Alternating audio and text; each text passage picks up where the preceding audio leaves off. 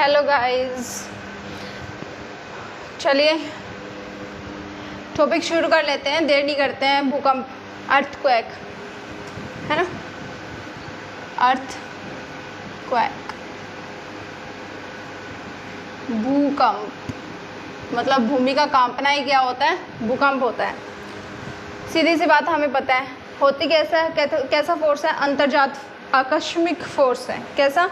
अंतर्जात आकस्मिक फोर्स है, आकस्मिक अंतर्जात बल या सडन फोर्सेस जिसको बोलते हैं, ठीक है, वैसा बल है। और बात कर लें तो कैसा, प्राकृतिक और प्रत्यक्ष है या अप्रत्यक्ष? अप्रत्यक्ष, प्राकृतिक और अप्रत्यक्ष, सिर्फ महसूस किया जा सकता है, प्रत्यक्ष नहीं होता, देखा नहीं जाता। ओके, तो कैसा है, आकस्मिक अंतर्जात बल, प्राकृतिक और अप्रत्यक्ष स्रोत। ये चीज़ आपको ध्यान रखनी, कहाँ से उत्पन्न होगा, भूमि के अंदर से उत्पन्न होगा, और मानवीय कारणों से उत्पन्न होगा तो वो पृथ्वी की सतह पर भी हो सकता है ना। तो क्या है, प्राकृतिक, अप्रत्यक्ष, आकस्मिक, अंतर्जात बल। ये तीन चीज़ तो आपको मोस्टली याद ही रहनी चाहिए। अगर डेफिनेशन देखें तो हम सीधी सी बात में बोल सकते हैं कि पृथ्वी के अंतर्जात बलों तथा मानव निर्मित कारणों से पृथ्वी की सतह पर होने वाले कंपन, क्या, अंतर्जात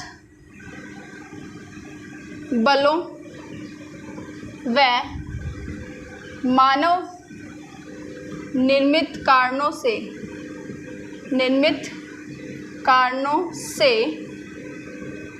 पृथ्वी की सतह पर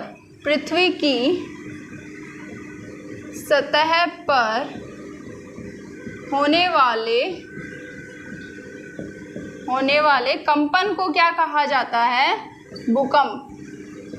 कंपन को भूकंप कहा जाता है, भूकंप कहा जाता है। डेफिनेशन क्लियर है। अब इसके बाद में हम बात करेंगे किसकी, कि इसको मापा कैसे जाता है। पहले इसकी स्टडी की बात कर लेते हैं। एक आता है सिस्मोलॉजी और एक आता है सिस्मोग्राफ। क्या होता है, सिस्मोलॉजी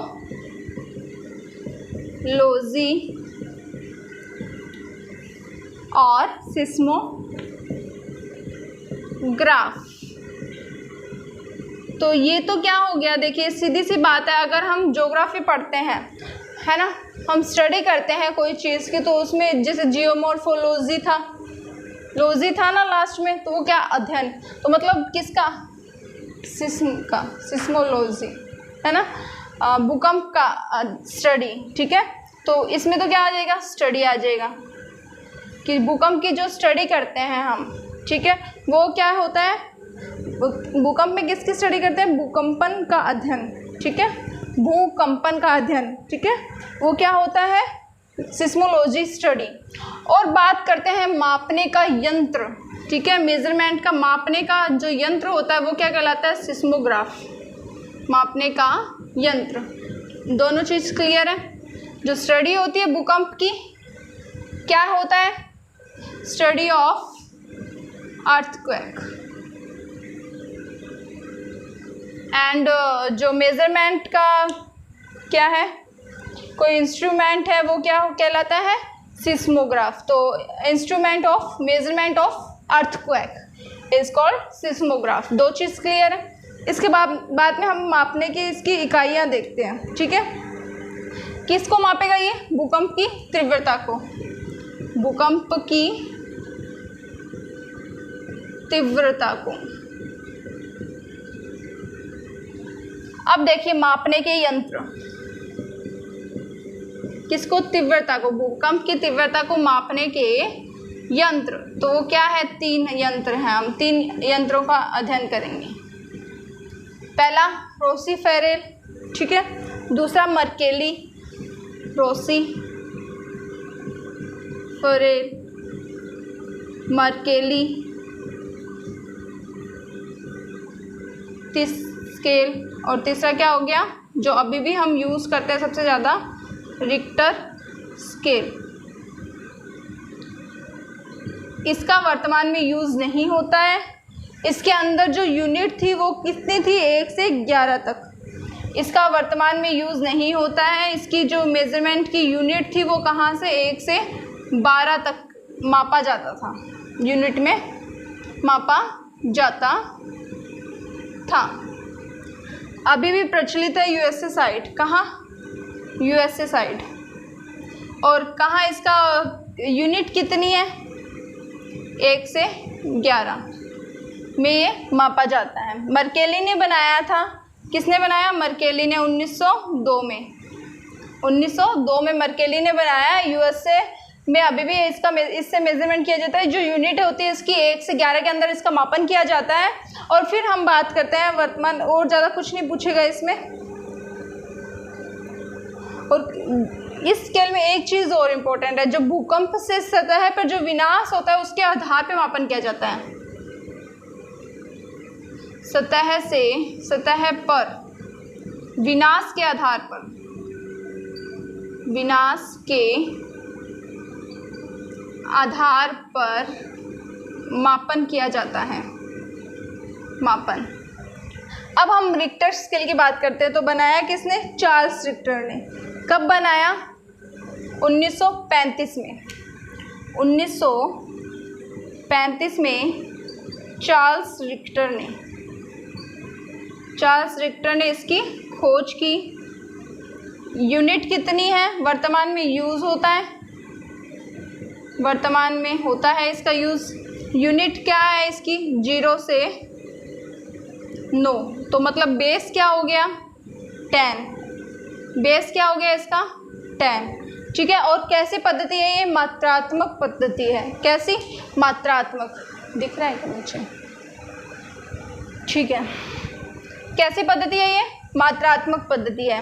और संख्यात्मक भी बोल सकते हैं। और ये कैसी है, गुणात्मक। गुणात्मक। और ये कैसी है, संख्यात्मक और मात्रात्मक। संख्यात्मक व मात्रात्मक। आई होप इतना समझ में आया होगा आप लोगों को। आगे देखिए फिर। रोसीफ्रेल रोसी ने बनाया था, वर्तमान में यूज़ नहीं होता है। यूनिट इसकी 1 से 12 में मापा जाता था। ठीक है, बस इतना काफ़ी है। मर्केली स्केल किस टाइप का था, गुणात्मक स्केल था। यूएसए में अभी भी इसका यूज़ किया जाता है।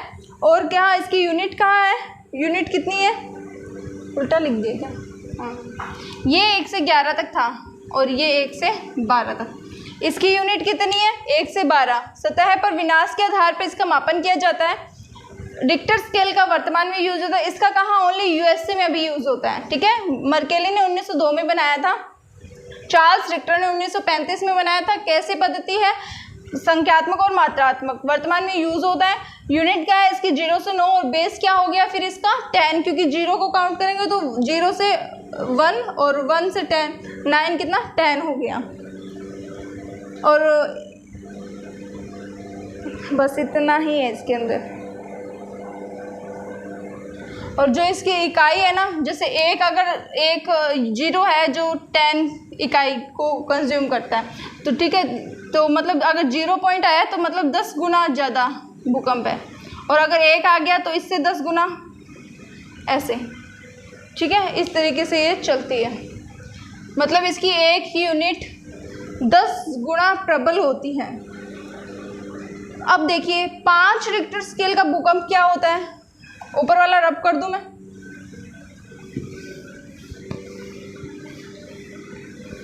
जो 5 रिक्टर स्केल का भूकंप होता है वो ज़्यादा विनाशकारी नहीं होता।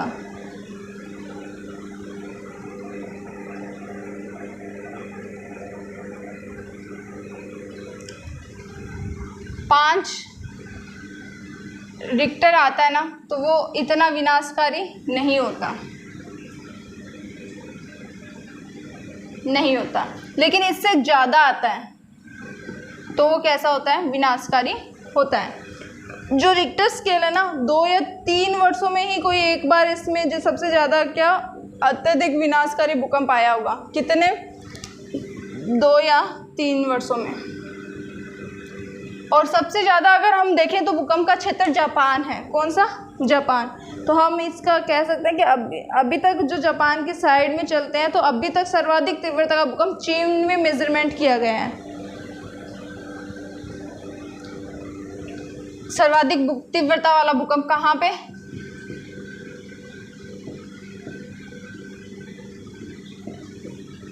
का भूकंप कहाँ? चीन में। और कितना था? 8.5 रिक्टर स्केल। और कब? 16वीं सदी में। 16वीं सदी में। तो अब अभी तक का सर्वाधिक तीव्रता वाला भूकंप कहाँ पे? चीन में। और 8.5 उसका मापन था। और उसके बाद में हम बात करते हैं तो कब? 16वीं सदी में इसका माना जाता है कि उस सदी में सबसे तीव्रता का भूकंप आया था। अगर हम बात करें तो अधिकांश भूकंप की गहराई कितनी रहती है? गहराई 50 से 100 किलोमीटर की गहराई पे अधिकांश भूकंप आते हैं। अधिकांश भूकंप, ठीक है। तो उसकी गहराई क्या रहती है? 50 से 100 किलोमीटर। और अगर हम अंत बात करें कि कहाँ तक रह सकती है, तो वो क्या है? 700 तक मान के चलिए, ठीक है। तो हम कह सकते हैं 700 से या 720 की अधिक गहराई से अगर क्या 700 या 720 से अधिक हो, अधिक गहराई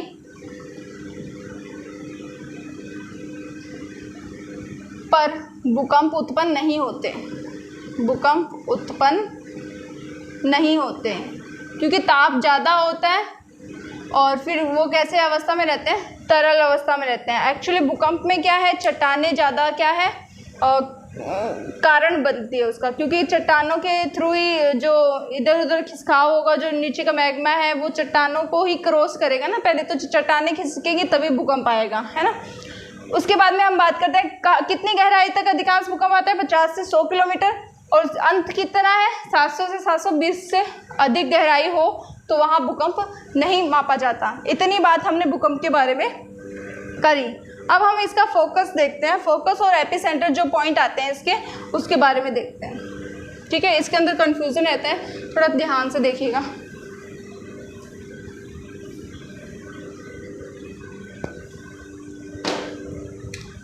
ये कोई क्षेत्र है अर्थ का, अर्थ ही है ये, तो पूरी राउंड बनाते हैं थोड़ा। बन गया क्या? बन गया, दिख रहा होगा, है ना। मान लीजिए भूकंप यहाँ आया है, यहाँ से आया है, तो ये क्या है? इसका फोकस, हाइपोसेंटर। हाइपोसेंटर या क्या कह देंगे? अवकेंद्र। अवकेंद्र। और मान लीजिए यहाँ से सबसे पहले यहाँ महसूस किया गया है, तो इसको क्या बोलेंगे? एपिसेंटर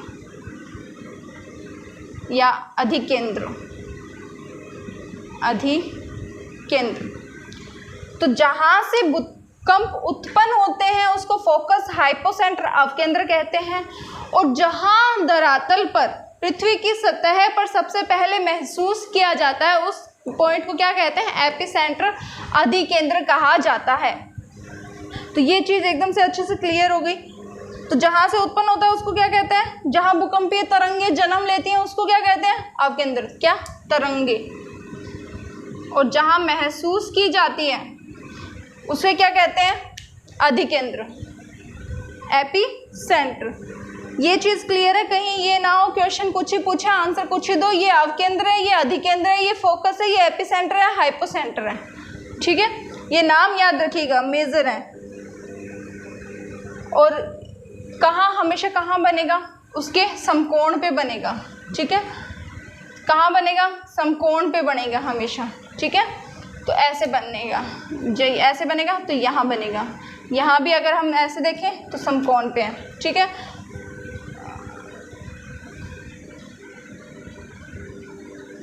कंफ्यूज हो जाओगे ऐसे, है ना। हमेशा समकोण पे बनेगा। क्या बनेगा? एपिसेंटर। किसके? फोकस के, ठीक है। फोकस के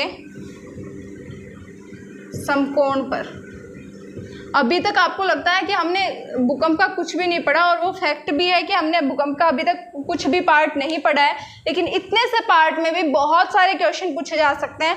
आपके रीट के लिए भी ये इम्पोर्टेंट रहेगा सेक्शन, आपके सेकंड ग्रेड के लिए भी इम्पोर्टेंट रहेगा, फर्स्ट लेवल सेकंड लेवल सबके लिए ये चीज़ इम्पोर्टेंट है ना। जनरल से चीज़ है और पूछी जाती है हर एग्ज़ाम में, IAS वगैरह सब एग्ज़ाम में ये क्वेश्चन, कंपटीशन के जितने भी एग्ज़ाम्स हैं उनमें ये चीज़ें पूछी जा सकती हैं।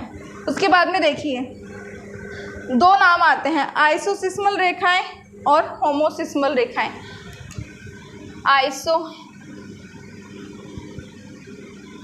चलो हिंदी में लिख देते ना, आइसोसिस्मल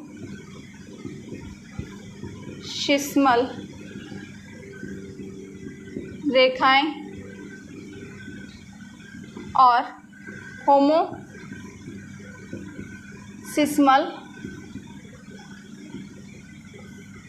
रेखाएं। तो देखिए आइसोसिस्मल क्या होती हैं? समान तीव्रता वाले भूकंप को मिलाने वाली रेखाएं, और समान समय पर जहां भूकंप आते हैं उनको मिलाने वाली, या हम कहें कि समान तीव्रता के भूकंपों को मिलाने वाली रेखाएं आइसोसिस्मल, और एक समान समय पर आने वाले भूकंपों को मिलाने वाली। ठीक है, क्या लिखेंगे? पढ़ा रहने देते हैं, यहाँ लिख देते हैं, समान तीव्रता वाले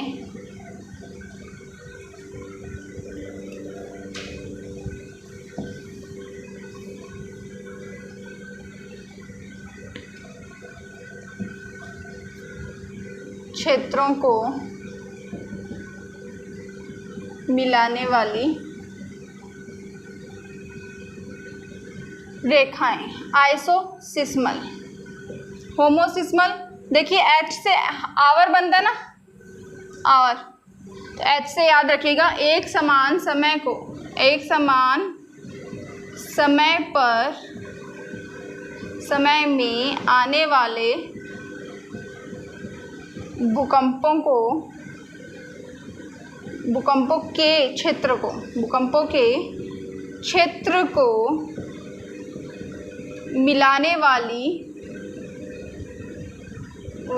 रेखा क्या होती है? होमोसिस्मल। तो आइसोसिस्मल और होमोसिस्मल दोनों इम्पॉर्टेंट है, याद रखिएगा। आइसोथर्म्स, आइसोबार अलग अलग होते हैं। ठीक है, आपसे क्वेश्चन पूछ सकता है कि एक समान तीव्रता वाले क्षेत्रों को मिलाने वाली रेखाएं, तो आपको ऑप्शन में ये जब मिलेंगे तो आप कहोगे हाँ भूकंप में होमोसिस्मल भी पढ़ा था, आइसोसिस्मल भी पढ़ा था, क्या करें, है ना। तो कंफ्यूज नहीं होना, H आए तो आवर समय लेना है, ठीक है, और आइसोसिस्मल आए तो उसकी तीव्रता लेनी है आपको। इसके बाद में देखिए हम अब तरंगों के बारे में स्टडी करेंगे। ये क्लियर है आप लोगों का? नहीं है तो लिख लीजिए।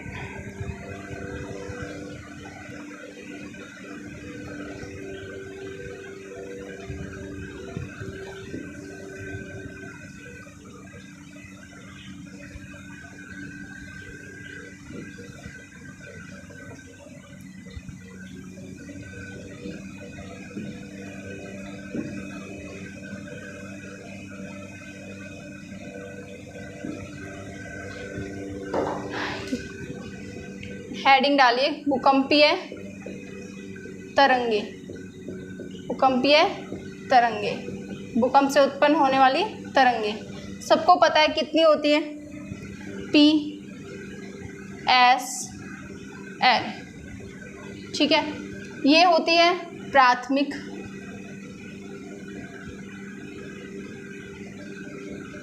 प्राइमरी,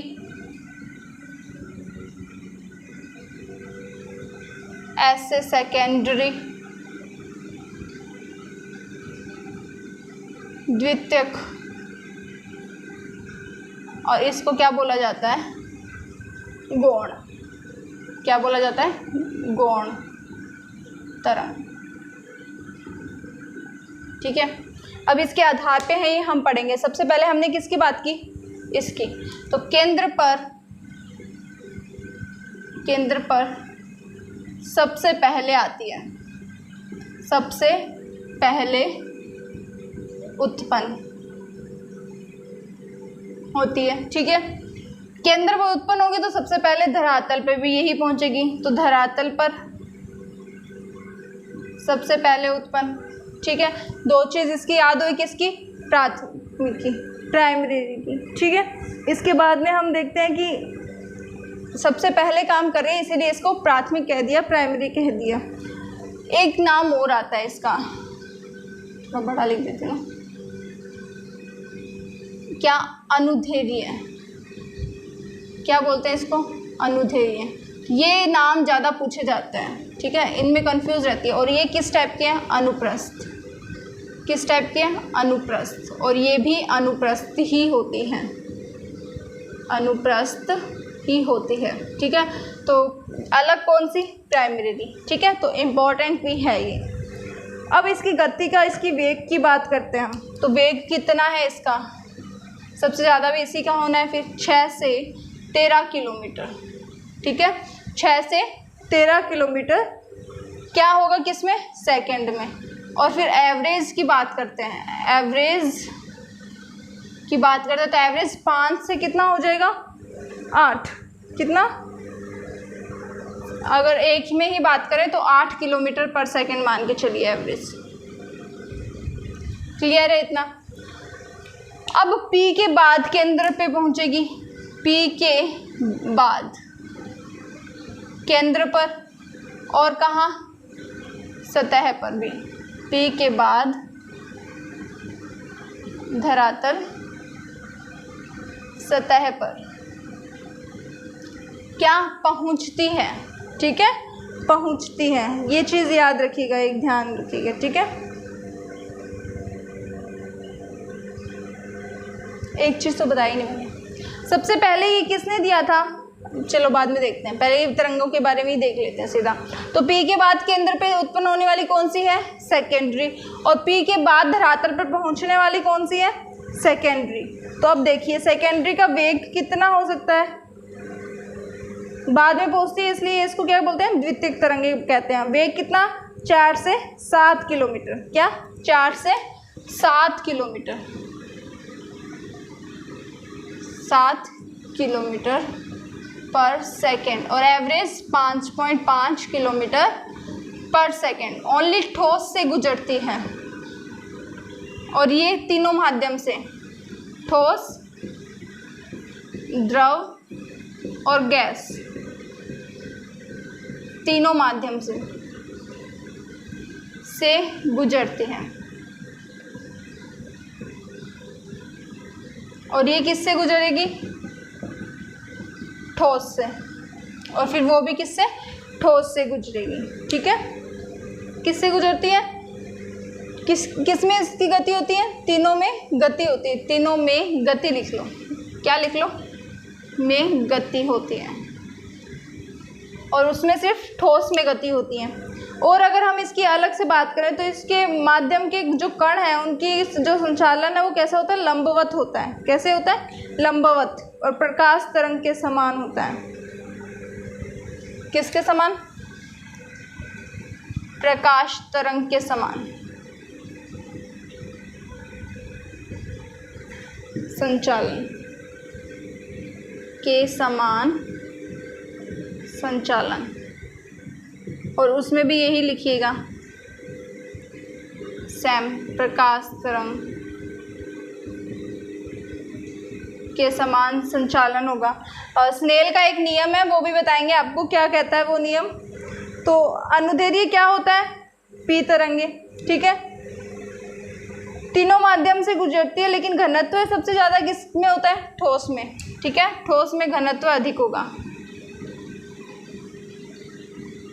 किसका? P तरंगों का।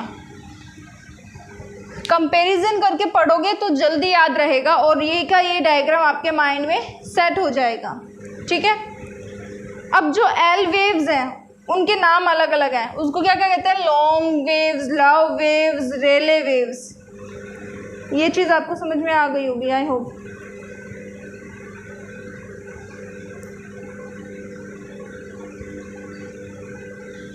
तीनों माध्यमों में गति करेगी, ठोस, द्रव, गैस। गति कितनी होगी इसकी? 3.3 किलोमीटर पर सेकेंड। कहते क्या है? लव वेव्स, लॉन्ग वेव्स और रेले वेव्स। क्यों? क्योंकि रेले और लव तो क्या है? वैज्ञानिक जिन्होंने इनकी खोज करी, ठीक है, उन खोज के नाम पे इसको क्या नाम दिया? लव, लॉन्ग, रेले, एल गौण और अनुप्रस्थ टाइप की हैं, ठीक है।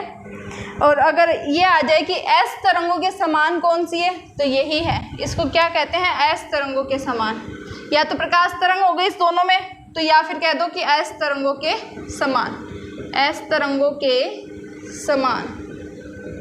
ये चीज़ आपको अच्छे से समझ में आ जानी चाहिए, अन्यथा इसके बाद में जो इसके सब पार्ट्स हैं, S star, P star, S G, P G, वो आप लोगों को फिर समझ में नहीं आएंगे। ये चीज़ अच्छे से देखिए पहले आप, ठीक है।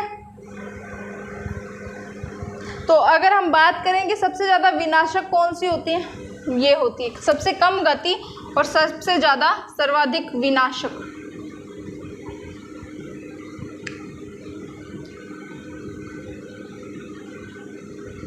ये चीज़ इंपॉर्टेंट है, ध्यान रखिएगा, कहीं गति देख के अपन कह दें कि ये तो सबसे कम विनाश करती होगी, ठीक है।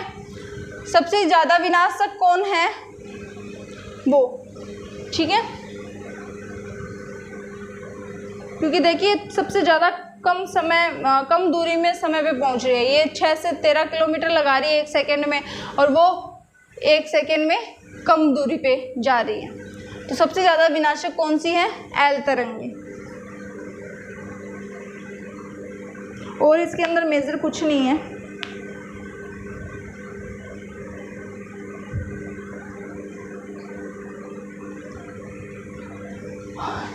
ये एक चीज़ हो रहा है कि सबसे पहले धरातल पर उत्पन्न होने वाली, धरातल पर उत्पन्न, और ये आंतरिक भाग में उत्पन्न।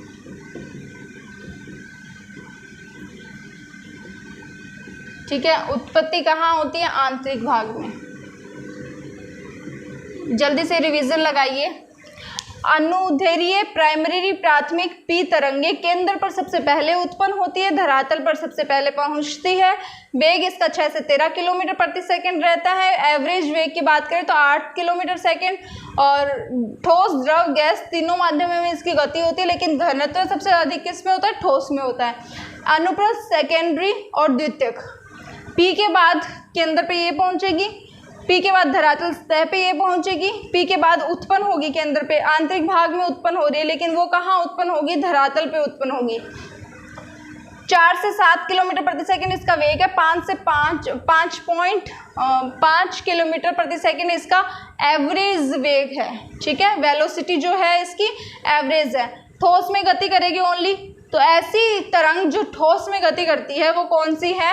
एस तरंग, ठीक है। अनुप्रस्थ तरंग, प्रकाश तरंग के समान, ये भी प्रकाश तरंग के समान, तो इसको एस तरंगों के समान भी बोल दिया। सर्वाधिक विनाशक तरंग कौन सी है? L waves. एल वेव्स के अलग अलग नाम क्या है? लॉन्ग, लाव, रेले, अनुप्रस्थ, गौण तरंग, ये इसके फर्दर नेम है। तो गाइज इसको जल्दी से नोट कर लीजिए, क्योंकि डिफ्रेंशिएट करके पढ़ोगे तो आप लोगों के लिए ज़्यादा इजी रहेगा। उसके बाद में हम देखेंगे आगे। अगर बात करते हैं तो ये कौन सी तरंग है, किस तरह टाइप की तरंग है? तो ये धमनी टाइप की तरंग है। सबसे पहले खोजकर्ता कौन? ओल्डहम। ओल्डहम, क्या किसने बताया सबसे पहले? ओल्डहम। तो ओल्डहम सर्वप्रथम अध्ययन किसने किया? ओल्डहम ने, ठीक है। अध्ययन, इनका संचालन किस जैसा होता है? स्नेल के नियम जैसा, स्नेल के नियम जैसा। किसने दिया? R.H. रीड ने। किसने? R.H. नहीं दिए थे क्या? छोड़िए, फिजिक्स का नियम है। और इसमें क्या कहता है ये? इसमें ये कहता है कि प्रकाश की जो तरंगों का संचालन है ना वो क्या होगा, प्रकाश तरंग एक माध्यम से दूसरे माध्यम में प्रवेश करती है, चाहे माध्यम कैसा हो, एक समान हो, तो अपने मार्ग से क्या होती है, विचलित होती है। ठीक है, कहता है कि जो प्रकाश तरंग है, प्रकाश तरंग एक माध्यम से दूसरे में प्रवेश करती है तो विचलित हो जाते हैं, पर विचलित हो जाती है। ठीक है, तो ये स्नेल का नियम कहता है, और यही किस में होती है प्रोसेस, भूकंपीय तरंगों की। ठीक है, अगर मान लीजिए क्या आ गया वहाँ पे, जैसे ये है, यहाँ से तरंग उठी है और यहाँ पे ठोस है तो चलती गई, और जैसे तरल आया तो विचलित हो गई, जैसे गैस आया तो फिर विचलित हो गई, और जैसे ठोस आई तो वापस उसी मार्ग में आ गई। इस तरीके से ये चलती है। Got it? आई होप इतना आप लोगों को समझ में आया होगा। जल्दी से नोट डाउन कर लीजिए, उसके बाद में आगे देखते हैं हम।